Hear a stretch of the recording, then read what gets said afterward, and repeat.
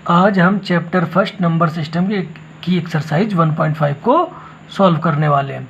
तो पहला क्वेश्चन उसका लेते हैं चल के। Classify the following numbers as rational और इरेशनल।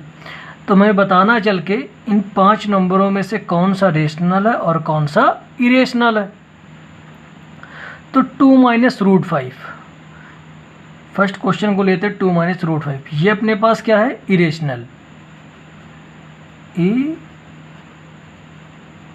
इरेशनल। अब ये इरेशनल क्यों है? जब हम किसी भी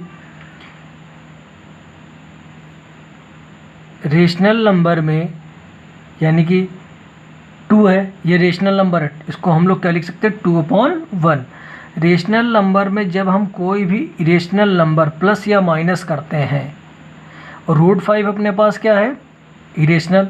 जब हम किसी रेशनल नंबर में इरेशनल नंबर प्लस या माइनस करेंगे तो जो उसका रिजल्ट आएगा वो हमेशा इरेशनल आता है। तो उसका रिजल्ट हमेशा क्या आता है, इरेशनल।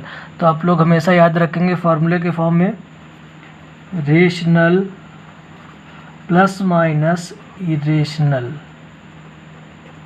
Equal to irrational. अब सेकंड क्वेश्चन पे आते हैं। 3 + √23 विदिन ब्रैकेट माइनस √23। तो यहाँ पर इसको हम थोड़ा सा सॉल्व करते हैं आके। तो 3 + √23 को ब्रैकेट से हमने फ्री कराया है और माइनस का √23। तो यहाँ पर भी हम सेम चीज़ देख लेते हैं आके, लेकिन उसके पहले हम सिंप्लीफिकेशन पे आते हैं। तो ये प्लस का √23 और माइनस का √23 ये क्या हो जाएगा, कैंसिल। तो अपने पास सिर्फ क्या बचा, 3। तो 3 को हम लोग क्या लिख सकते हैं, 3/1। तो इस वजह से हम ये बता सकते हैं ये अपने पास क्या हो गया, rational number. Question number C पे आते हैं। तो सी पे अपने पास लिखा है 2/√7/7/√7। हाँ, तो यहाँ पर हम आते हैं। तो हमें पता है जब इरेशनल से इरेशनल को डिवाइड करते हैं, जब इरेशनल से इरेशनल को डिवाइड करते हैं तो अपने पास रेशनल या इरेशनल दोनों के होने की पॉसिबिलिटीज़ रहती है। यहाँ पर √7 से √7 को कट कर देंगे तो 1 आएगा, 1। हाँ, तो इस वजह से 2/7 बचता है जो कि इरेशनल है, सॉरी जो कि रेशनल है। 2/7 यहाँ पर क्या है अपने पास, रेशनल। 1/√2 की बात करते हैं चल के। तो 1 अपने पास क्या है, रेशनल नंबर है, और √2 अपने पास क्या है, इरेशनल है। जब हम आपस में दोनों को डिवाइड करते हैं चल के तो अपने पास आंसर क्या आता है, इरेशनल। अब क्वेश्चन नंबर ई पे आते हैं। तो 2π दे रखा है और हमें पहले से पता है पाई अपने पास क्या होता है, इरेशनल। जब, और 2 यहाँ पर क्या, रेशनल। जब रेशनल में इरेशनल का मल्टीप्लाई करेंगे तो क्या बन जाएगा, इरेशनल। तो ये अपने हुए क्वेश्चन नंबर 1 के 5 पार्ट। अब हम क्वेश्चन नंबर 2 देखने वाले हैं। Simplify each of the following expression. तो ये अपने पास कुछ एक्सप्रेशन गिवन है जिन्हें हमें सॉल्व करना। तो पहला हम देखते हैं आके। तो ये लिखा है फर्स्ट ब्रैकेट में 3 + √3 और नेक्स्ट ब्रैकेट में लिखा 2 + √2। तो हमें मालूम है 2 ब्रैकेट के बीच में यहाँ पर जो साइन है वो किसका है, मल्टीप्लाई का। तो हमें ये सिंपली मल्टीप्लाई करना आके। तो इसे मल्टीप्लाई करने के लिए हम लोग क्या करते हैं, देखते हैं चल के। तो इसको एक बार हम दोबारा फिर से लिख लेते हैं क्योंकि यहाँ पर ऊपर स्पेस थोड़ा सा कम है। 3 + √3 एंड 2 + √2। तो यहाँ पर हम एक क्या, कुछ अपने पास कर्व लाइन बनाने वाले हैं। आप लोग अपनी कॉपी में बना सकते हैं, लेकिन आप एग्ज़ाम हॉल पे इसको नहीं बनाएंगे क्योंकि ये एक बैड इफेक्ट वहाँ पे डालता है। ये सिर्फ समझने के लिए आपको है। 3 का पहले हम 2 में मल्टीप्लाई करेंगे तो 3 × 2 = 6। आप इस तरीके से इसको लिख सकते हैं, 3 × 2। फिर हम क्या करेंगे, अब इस 3 का मल्टीप्लाई हम करा देंगे √2 में। ये भी प्लस, ये भी प्लस, तो हम प्लस का साइन देंगे। 3 का √2 में मल्टीप्लाई। तो देखिए 3 अपने पास रेशनल है, √2 अपने पास इरेशनल है। तो जब रेशनल और इरेशनल का मल्टीप्लाई होगा तो ये बन जाएगा इरेशनल। तो इरेशनल कैसे बनेगा, 3 √2 इस टाइप से।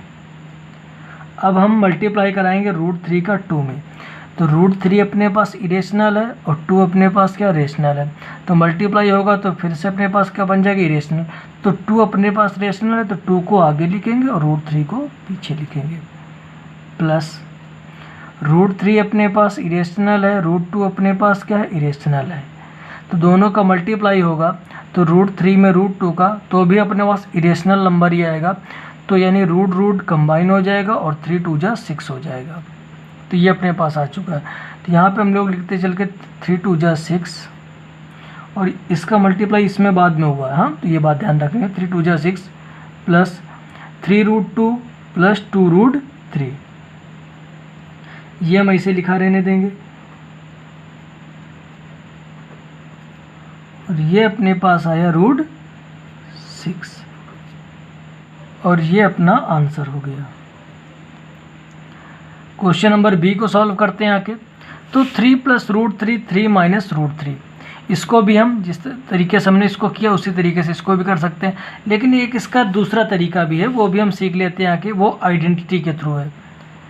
हम चाहे इस तरीके को फॉलो करें चाहे इसको फॉलो करें, आइडेंटिटी वाले मेथड को हम कोई भी कर सकते हैं, लेकिन यहाँ पर एक हम इससे सीख चुके हैं, एक दूसरा हम आइडेंटिटी के थ्रू सीख लेते हैं आके, वो आसान पड़ेगा अपने लिए।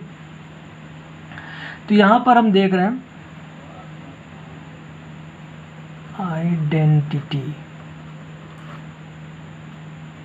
आइडेंटिटी का मतलब होता है हिंदी में सर्वसमिका, यानी जो हर जगह बराबर होती है। जैसे अपने पास फार्मूला उसी टाइप से आइडेंटिटी। तो यहाँ पर हम आते हैं तो a + b फर्स्ट ब्रैकेट में और a - b, जब ये दोनों होंगे तो रिज़ल्ट हमारे पास आता है a² - b²। अब ये रिज़ल्ट कैसे आया होगा, a का a में मल्टीप्लाई किया गया है तो a², फिर a का b में मल्टीप्लाई किया गया, प्लस का a था माइनस का b था तो माइनस का ab, फिर प्लस का b और a तो ba, और ये माइनस का b², प्लस ab से माइनस का ab कैंसिल आउट हो चुका है और अपने पास a² - b² बचा हुआ है।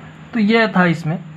अब हम क्या करते हैं, देखते हैं कि a की प्लेस पे 3 लिखा हुआ है, b की प्लेस पे √3 लिखा हुआ है, यहाँ पर भी a की प्लेस पे 3 लिखा हुआ है, b की प्लेस पे √3 लिखा है, प्लस की जगह पे प्लस लिखा और माइनस की जगह माइनस लिखा हुआ है। तो हमें ये पता चल चुका है, यहाँ पर ये आइडेंटिटी फॉलो हो जाएगी। तो हमें ये पता है, अगर जब सोल्यूशन पे आते हैं इसके तो देखते हैं आके a की प्लेस पे 3 लिखा हुआ है और b की प्लेस पे √3 लिखा हुआ है। इस आइडेंटिटी में आके पुट कर देते हैं, put the value of a and b in identity. a की प्लेस पे 3 स्क्वायर करेंगे माइनस b की प्लेस पे √3 का स्क्वायर करेंगे, तो 3 का स्क्वायर अपने पास 9 और √3 का स्क्वायर, जब √3 × √3 हो जाता है तो यहाँ से स्क्वायर रूट की पावर हट जाती है, तो यहाँ पर आ जाएगा 3, तो 9 में से 3 जाएगा तो 6। ये अपने पास आंसर हो चुका है। अगर √3 की पावर आपको ये ना पता हो कैसे स्क्वायर हट के यानी 3 आया, तो इसके लिए समझते हैं आगे। जैसे अपने पास ये लिखा हुआ है √3, इसको हम लोग लिखते हैं 3 की पावर हाफ। तो यहाँ पर अपने पास 3 की पावर हाफ है और ऊपर एक स्क्वायर बैठा हुआ है, तो स्क्वायर 2 से 2 कैंसिल हो जाता है, तो 3 की पावर 1 यानी कि 3। तो इस तरीके से हम ये कर सकते हैं। अब हम क्वेश्चन नंबर सी करने वाले हैं। सी अपने पास लिखा हुआ है √5 + √2 का होल स्क्वायर। तो यहाँ पर भी हम आइडेंटिटी के थ्रू इसको करेंगे। आइडेंटिटी अपने पास होती है a + b का whole square, a² + b² + 2ab। हम 2ab को बीच में भी लिख सकते हैं, इससे कोई दिक्कत नहीं होती है। तो यहाँ पर हम क्या करते हैं, a की प्लेस पे अपने पास √5 लिखा हुआ है और b की प्लेस पे √2 लिखा हुआ है। तो जैसे ये वैल्यू हमने यहाँ से देख के लिखी, a की प्लेस पे √5, b की प्लेस पे √2, ये वैल्यू उठा के हम इस पर रखने वाले हैं। तो a की प्लेस पे हमने लिखा, चल के यहाँ पे हमने इक्वल का साइन बनाया, यहाँ पे a की प्लेस पे लिखा √5, ऊपर हमने स्क्वायर किया, प्लस b की प्लेस पे लिखा √2, ऊपर स्क्वायर किया, प्लस 2, मल्टीप्लाई का साइन दिया, √5 लिखा और b के प्लेस पे √2 लिखा।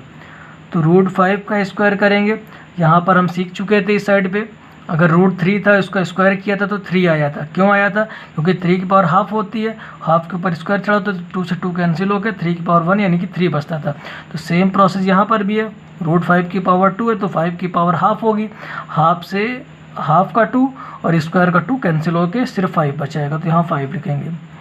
यही √2 के साथ होना है, सिर्फ 2 आना है, प्लस 2, √5 का √2 में मल्टीप्लाई करेंगे तो √10 आएगा। जैसा कि आप लोगों ने ऊपर देखा होगा, यहाँ पर जब हमने √3 और √2 को जब मल्टीप्लाई किया था तो हमने कहा था इरेशनल से इरेशनल का जब मल्टीप्लाई करेंगे तो रिजल्ट अपने पास इरेशनल आएगा। तो यहाँ पर √6 आया था, रूट को कंबाइन कर दिया था और 3 2 जा 6 कर दिया था। वही चीज़ यहाँ पर भी है, 2 अपने पास ऐसे रखेंगे, √5 यानी √5 का रूट और √2 का रूट ये कंबाइन होके सिंगल रूट में आ जाएगा, 5 2 जा 10। अब हम क्या करेंगे, 5 में 2 ऐड करके 7 प्लस 2 √10। तो ये अपने पास आंसर हो चुका है। क्वेश्चन नंबर 3 की बात करने वाले हम लोग। Recall, pi is defined as the ratio of circumference of a circle to its diameter d, that is pi equal to c/d। मतलब ये है कि पाई को हम लोग c/d के फॉर्म में लिख सकते हैं। यहाँ पर c क्या है, सरकमफेरेंस ऑफ ए सर्कल है, और d क्या है, उसका डायमीटर है। ये लिखा जा सकता है पाई को c/d। दिस सीम्स, इससे प्रतीत होता है कि कॉन्ट्राडिक्ट द फैक्ट, यानी कि जो हमारा फैक्ट है, फैक्ट हमने ये पढ़ रखा है कि पाई हमारा इरेशनल नंबर है, और यहाँ पर बोला गया पाई को हम लोग c/d के फॉर्म में लिख सकते हैं। यानी c जो है p की प्लेस पे है और d जो है q की प्लेस पे। p यहाँ पर तो होता था न्यूमरेटर और d अपने पास होता था डिनोमिनेटर। तो यानी जब ये न्यूमरेटर अपॉन डिनोमिनेटर के फॉर्म में है और पॉजिटिव वैल्यू के रूप में दे रखा, तो ये रेशनल होना चाहिए था। जब राइट हैंड अपने पास रेशनल है तो लेफ्ट हैंड भी अपने पास रेशनल होना चाहिए था, लेकिन ऐसा नहीं है, पाई तो अपने पास इरेशनल है। तो क्या जो हमने पढ़ा है वो गलत है? ये क्या मैटर है? तो इस बात को हम यहाँ जानने वाले हैं। तो मैं आपको पहले बता दूँ, जो हमने पढ़ रखा है पाई हमारा इरेशनल ही है। यहाँ इस बात को हम क्लियरिफाई करते हैं आके। अब कैसे हम इस बात को समझेंगे चल के, तो एक बहुत छोटा सा एग्जांपल लेते हैं। जैसे मैंने आपसे कहा कि आप एक अपनी स्केल से 3.45 सेंटीमीटर की आप लाइन को ड्रॉ करो। तो जो मोस्टली होगी जब आप पेंसिल यूज करेंगे तो या तो आप 3.4 पर करेंगे या फिर 3.5 पर करें। हो सकता है आप बहुत मिड पे करने की कोशिश करें, लेकिन जब हम उस लाइन को ड्रॉ करेंगे तो हम देखेंगे कि हमारी जो पेंसिल है वो कहीं ना कहीं कुछ थोड़ा सा बहुत डिसबैलेंस हो जाती है। तो इससे हमको पता क्या चलता है? इससे हमको ये पता चलता है कि अगर हम कोई भी दो नंबर के बीच में स्केल के थ्रू अगर हम रेशनल नंबर खींचने की कोशिश करेंगे तो वो एक्यूरेट ना होके अप्रॉक्सीमेट होता है। मतलब वो एक्यूरेट ना होके, मतलब इक्वल ना होके, वो अप्रॉक्सीमेशन इक्वल में आता है। इस बात को हम समझाना चाहते हैं। तो 3.45 है, तो या तो हम 3.4 पे करेंगे या तो हम 3.5 पर पहुंच जाएंगे। तो ये बात है। और जो पाई है, अब हम समझते हैं आके। तो ये बात हुई कि मतलब कि हम जब हम रेशनल नंबर को ड्रॉ करते हैं तो हम अप्रॉक्सीमेट को ही ड्रॉ कर पाते हैं, एक्यूरेट को ड्रॉ नहीं कर पाते हैं। तो उसी टाइप से ये जो पाई है, c/d, c सरकमफेरेंस है, d अपने पास डायमीटर है। तो ये पाई क्या करता है, c/d की अप्रॉक्सीमेट वैल्यू को सेटिस्फाई करता है, एक्यूरेट वैल्यू को सेटिस्फाई नहीं करता है। इस बात का हम बहुत अच्छे से ध्यान रखेंगे। फिर से एक बात सुनेंगे, पाई जो है c/d की अप्रॉक्सीमेट वैल्यू को सेटिस्फाई करता है, ना कि एक्यूरेट वैल्यू को सेटिस्फाई करता है। तो हम ये बात समझ गए अच्छे से कि पाई जो है वो रियल में ही इरेशनल है, उसका रेशनलिटी से कोई भी वास्ता नहीं है, वो इरेशनल ही है। तो अपना आंसर को हम इस तरीके से लिख भी सकते हैं चल के। जैसे यहाँ पर हमने अभी स्केल का एग्जांपल दिया था, तो यहाँ पर भी हम लिख सकते हैं जैसे हमने अपने सॉल्यूशन में लिख दिया आके, when we use scale for measurement we get only approximate,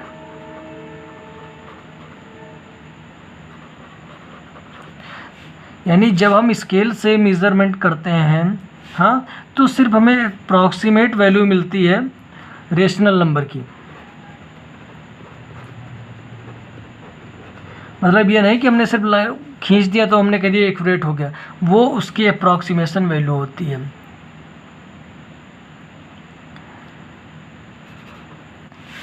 That same manner, pi can be approximately represented C/D, यानी कि रेशनल नंबर, तो हेंस पाई इज इरेशनल।